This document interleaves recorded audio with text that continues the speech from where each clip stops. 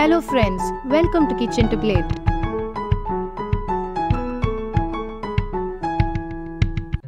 ஒரு மிக்ஸி ஜாரில் 10லேருந்து 15 புதினா இலை சேர்த்துக்கோங்க. இது கூடவே 1 இன்ச்சு இஞ்சியை கட் பண்ணி சேர்த்துக்கோங்க.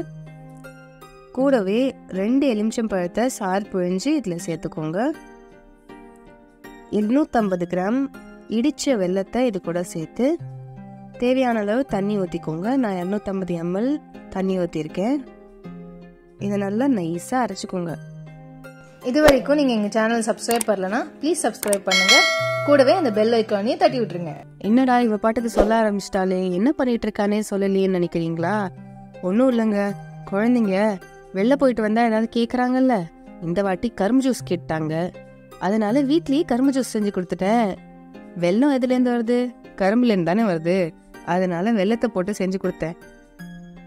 நிஜமாவே நம்ப மாட்டீங்க, குடிச்சு பார்த்துட்டு எப்படிம்மா கரும்பு ஜூஸ் வந்ததுன்னு கேட்டாங்க. இந்த ரெசிபியை ட்ரை பண்ணி பார்த்துட்டு எப்படி வந்ததுன்னு எங்கள் கமெண்ட் செக்ஷனில் சொல்லுங்கள். பிடிச்சிருந்தா எங்கள் சேனலை சப்ஸ்கிரைப் பண்ணுங்கள்.